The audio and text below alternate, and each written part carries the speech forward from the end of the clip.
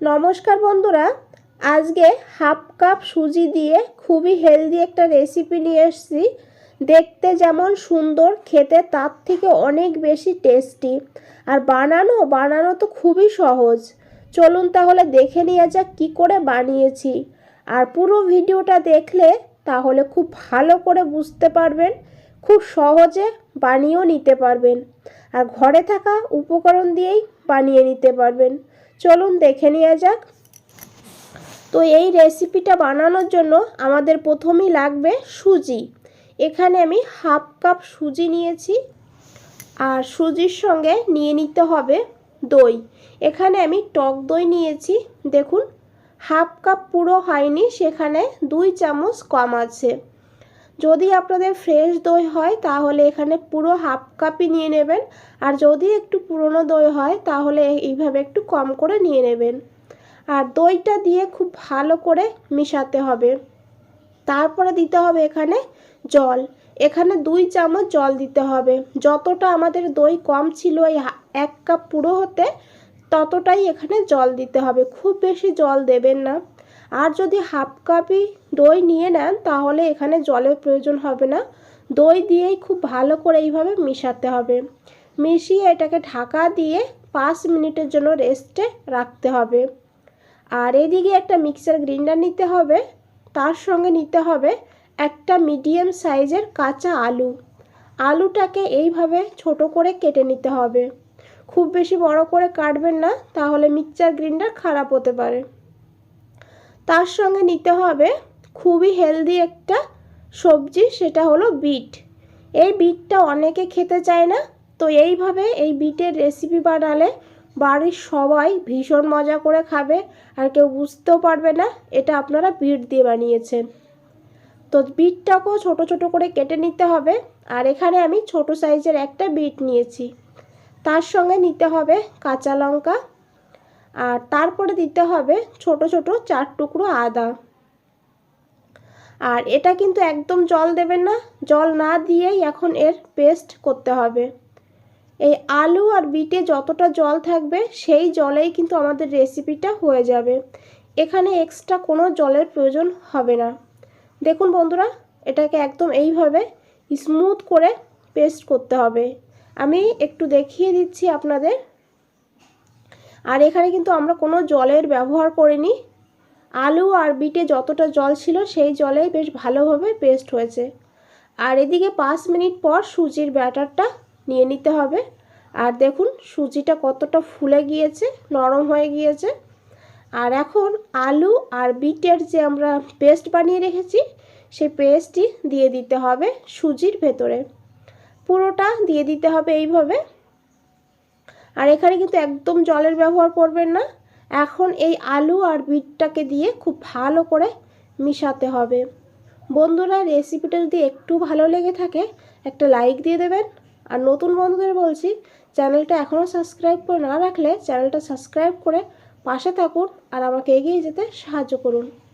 আর দেখুন এইভাবে মিশিয়ে সাইডে রেখে দিতে হবে। আর আজকের রেসিপি আমরা বাটিতে বানাবো, তাই এখানে 4টে বাটি নিয়েছি। এরকম যদি কেক টিন থাকে তাহলে বড় এরকম কেক টিনেও বানাতে পারবেন, তাহলে একটা কেক টিনেই হয়ে যাবে।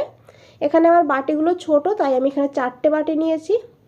আর বাটিতে এইভাবে একটু ভালো করে তেল ব্রাশ করে দিতে হবে, যাতে আমাদের এই রেসিপিটা খুব সহজে উঠে আসে। তেলটা ব্রাশ করে নিয়ে সাইডে রেখে দিতে হবে বাটিগুলো। আর এই বাটিটা আগেই রেডি করে নিতে হবে। আর এদিকে আমরা ব্যাটার নিয়ে নিয়েছি। ব্যাটারে দিতে হবে পরিমাণ মতন লবণ আর 1/4 চামচ ভাজা জিরের গুঁড়ো। বন্ধুরা, এখানে কোনো মশলার প্রয়োজন হয় না। এই নাস্তাটি এমনিতেই খেতে দুর্দান্ত লাগে। আর তারপর অল্প করে একটু দিয়ে দিতে হবে হলুদ গুঁড়ো। হলুদ গুঁড়ো না দিলে হয়, বিটে একটা কালার আছে আপনারা সবাই জানেন, তাও আমি সামান্য একটু হলুদ গুঁড়ো দিয়ে দিয়েছি। আর এখন খুব ভালো করে এইভাবে মিশিয়ে নিতে হবে। আর ব্যাটারটা বন্ধুরা এইভাবেই বানাতে হবে। এখানে কিন্তু আমাদের কোনো এক্সট্রা জলের প্রয়োজন হয়নি। যদি হাফ কাপ দই নিয়ে নেন তাহলে জলের একদমই প্রয়োজন হবে না। আমার দইটা একটু কম ছিল, তাই আমি এখানে 2 চামচ জল অ্যাড করে দিয়েছিলাম।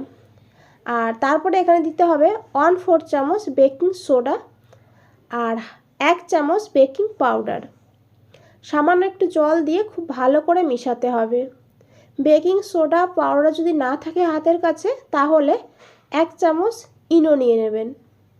আর এইভাবে ব্যাটারটাকে বানিয়ে এখানে বাটিগুলো নিয়ে নিতে হবে আর এইভাবে বাটিতে দিয়ে দিতে হবে। বাটিগুলো একদম ভরে দেবেন না, একটু খালি রাখবেন। দেখুন এইভাবে সব সমান করে দিয়ে দিতে হবে আর তারপরে এই বাটিগুলো এইভাবে ট্যাপ করে নিতে হবে। আর এইভাবে ট্যাপ করে নেওয়ার পর এর উপরে দিয়ে দিতে হবে একটু সাদা তিল, দেখতে ভালো লাগবে। আর তারপর একটু দিয়ে দিতে হবে ধনেপাতা কুচি। আর এইভাবে বাটিগুলো রেডি করতে হবে। আর এইদিকে দেখুন একটা ডেকচিতে আমি আগের থেকেই জল বসিয়ে দিয়েছিলাম। এটা যখন আপনারা বেকিং পাউডার মিশাবেন তার আগে এই জলটা বসিয়ে দেবেন গ্যাসের চুলাতে। আর জলটা গরম হতে শুরু করে দিয়েছে, তারপর একটা স্ট্যান্ড রেখে দিয়েছি আর এই স্ট্যান্ডের পরে এই বাটিগুলো রেখে দিতে হবে। আর এই বাটিগুলো রেখে দেওয়ার পর গ্যাসের ফ্লেমটা মিডিয়াম করে দিতে হবে। আর এখন ঢাকনা বন্ধ করে 10 মিনিট এটাকে স্টিম করতে হবে। আর এদিকে একটা চাটনি করব, তার জন্য নিয়েছি কিছু ধনেপাতা আর নিয়েছি এখানে কাঁচা টমেটো একটা, আর নিতে হবে এখানে আদা সামান্য একটু, আর দিয়ে দিতে হবে কাঁচা লঙ্কা, আর দিতে হবে টেস্ট হিসাবে লবণ।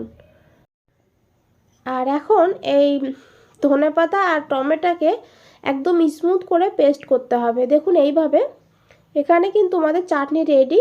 চাটনিতে একটা তড়কা দেওয়ার জন্য এখানে একটা প্যান নিয়েছি, 1 চামচ তেল দিতে হবে আর দিতে হবে একটা শুকনো লঙ্কা আর অল্প একটু পাঁচফোড়ন। বন্ধুরা এই চাটনিটা খুবই ভালো লাগে খেতে, ভাতের সঙ্গেও ভালো লাগে, বানিয়ে দেখতে পারেন। আর লো ফ্লেমে একটু ভেজে নিতে হবে, সুন্দর একটা গন্ধ বের হলেই তখন এই তড়কাটা দিয়ে দিতে হবে এই চাটনির ভেতরে। আর এখন খুব ভালো করে চাটনিটাকে মিশিয়ে নিতে হবে। এখানে কিন্তু আমাদের একদম লোভনীয় চাটনি রেডি। এই চাটনিকে এখন সাইডে রেখে দিতে হবে আর এদিকে 10 মিনিট পর ঢাকনাটা খুলে নিতে হবে, দেখে নিতে হবে এটা হয়েছে কিনা। দেখুন কতটা ফুলেছে। আর এইভাবে একটু চেক করে নেবেন, চাকুটা দেখুন পরিষ্কারই এসছে।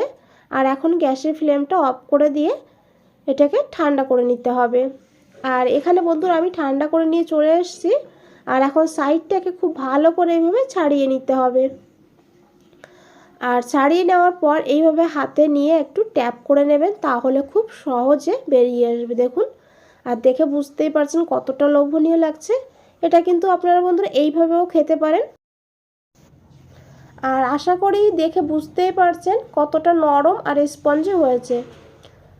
এইভাবে বানিয়ে স্কুলের টিফিনে বা সকাল বিকালের নাস্তাতেও বানাতে পারেন। আর এইভাবেও আপনারা একটু ফ্রাই করে নিতে পারেন, না হলে এইভাবে ছোট ছোট করে কেটেও এটাকে একটু ভেজে নিলে তাহলে খেতে আরও বেশি ভালো হবে। দেখুন বন্ধুরা এইভাবে, আর খেতেও সুবিধা হবে। এইভাবে আমি সবগুলো কেটে নিয়েছি। আর এইদিকে প্যানে দিয়েছি 1 চামচ তেল, সাদা তেল নিয়েছি, 1 চামচ সাদা তিল। আর এখন একটা একটা করে এই নাস্তা দিয়ে দিতে হবে। গ্যাসের ফ্লেমটা মিডিয়ামে রেখে এইভাবে উল্টে পাল্টে ভেজে নিতে হবে। আর বন্ধুরা একবার হলেও বাড়িতে বানিয়ে খেয়ে দেখুন, আর তারপরে আমাকে কমেন্টে জানান আপনাদের কেমন লেগেছে এই রেসিপিটা। আর দেখুন এইভাবে উল্টে পাল্টে সব সাইডেই কিন্তু একটু লাল করে ভেজে নিতে হবে। বন্ধুরা আজ তাহলে এই পর্যন্তই, ফিরে আসছি নতুন কোনো রেসিপি নিয়ে।